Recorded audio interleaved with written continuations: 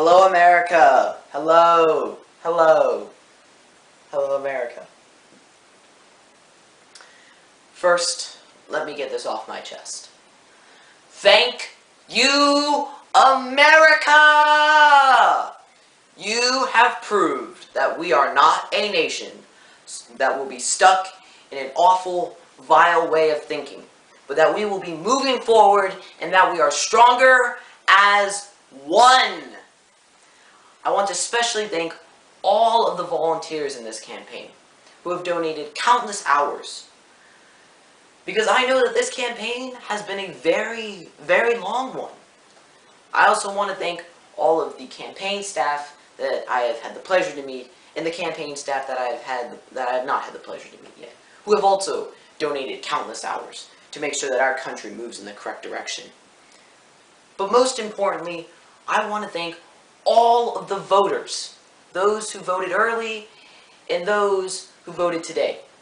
Because without them, our democracy would not function. But also, we would not be able to show the world that we are stronger as one. Now, as I said earlier, this campaign has been a long one. And with that, it's been a nasty and quite vile campaign. I'd like to offer my condolences to my opponent. They have invested so much time and energy into their respective campaign and came out without success. But such is the way of democracy. I hope my opponent will accept the voice of the people and not contest the election results. We have already shown the world that we are stronger as one, but we must also show that we are together as one. We must welcome those who do not side with us in this election, who do not vote with us in this election, with open arms. As Thomas Jefferson once said, all, too, will bear in mind this sacred principle, that though the will of the majority is in all cases to prevail, that will, to be rightful, must be reasonable, that the minority possess their equal rights, which equal laws must protect, and to violate, which would be oppression. We must not hate nor despise those who do not agree with us politically. Instead, we must include them in our political system. We must hear them out on the issues.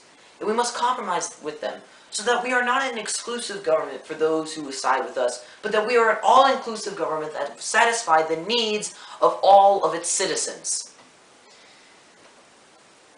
Now that America has voted, we can start preparing for the first 100 days of the new presidency.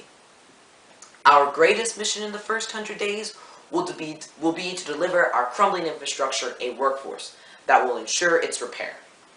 Piggybacking off of that will be a plan to ensure there is a return of manufacturing jobs that we have seen deplete over the years. We will take a burden off the middle class and make sure Wall Street pays its fair share by implementing tax code reform. On the national security front, we will empower a coalition to destroy all terror networks in the Middle East. From there, we will offer support for allies in the Middle East, who best represent our view on politics and also importantly, our views on social intercourse. We will reduce carbon emissions, encourage energy reform, fix justice systems nationwide, and ensure the rights for all people, regardless of race, sex, gender, who you worship, and who you love. Because in democracy, we respect everybody. We will dissolve Common Core and replace it with something that benefits students regardless of class or race, but also modernizes education in the United States. But that's just the first 100 days. Our America will be stronger. Our America will be greater. And our America will be ahead of the curve. And it's all thanks to you, the voters, who voted not for an archaic way of America, which had its foundations in prejudice and racism, but instead in an America that will be ready for the changing world. Thank you, God bless, and good night.